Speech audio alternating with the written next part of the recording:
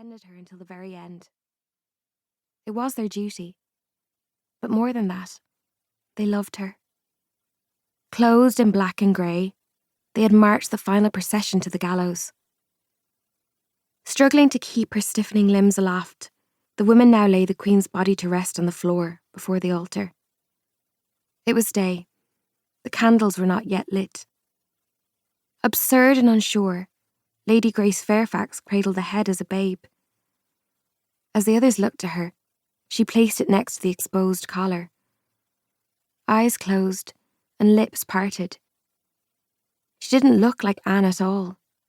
So slack and unrefined. She didn't look at peace. She looked dead. Some wet trout at a fishmonger. Grace tugged the white cloth from the altar, a golden cross clattering to the floor. She placed it over her face. The women drew close, formed a circle around the body. Now, a dreadful quiet. Grace looked to her fellow witches. Why was no one doing anything? "Well," she said impatiently. "Revive her." The Viscountess, Lady Rochford, clasped the silk blindfold to her breast, her knuckles white. "Heresy, sister. We cannot." Grace ignored the outburst, instead turning to the old woman, the healer. "Nan, can it be done?" Nan Hobbs dutifully held her papery hands over the body. After a moment, she shook her head. "There is nothing to heal, child." "She is the Queen," Grace spat. Sour bile burned under her breastbone. She knew this coarse conduct was beneath her. But how could someone of Anne's magnitude be gone with such scant ceremony? After days of torturous waiting and weeks of slow decline, it had taken a casual second.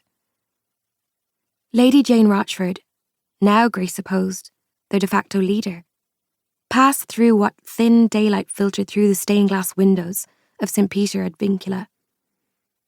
She sighed. She is queen no longer.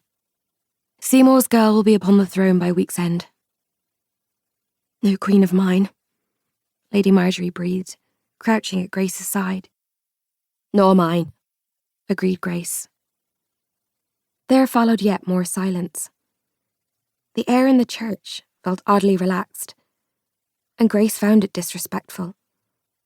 The nerve of the world, turning when hers had stopped still. The column of meek sunlight advanced across the slabs. In these turgid minutes, Grace reckoned with the truth. Anne was gone, and no witch would bring her back. She was a fool unmasked, because she had not allowed herself to believe it. Not truly. How she had courted some divine intervention, if not from the king, from the mother. She'd have entertained, in her darkest moments, the treacherous tongue of Satanus himself. And guilt. Such guilt. She could have stopped the blade. Any of them could have. Anne could have. Instead of reading her carefully rehearsed lines so dutifully, she could have made the executioner plunge his blade into his own chest. They could have shown the world, at last, what it really was to be a witch. Alas, a display of their nature would bring a rain of fire down upon all witchkind. That, or they were cowards. Grace felt the air around her skin fizz. It was tempting to turn this fury outwards. But for what? She could have saved her. She had not. The church door whined open, breaking her from her stupor.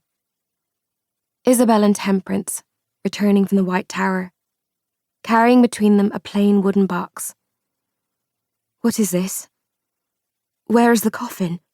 Jane said, her face still ashen. Grace did not much care for the Viscountess, but she had not yet seen the woman weep, and she respected her grim resolve in the face of this grinding misery.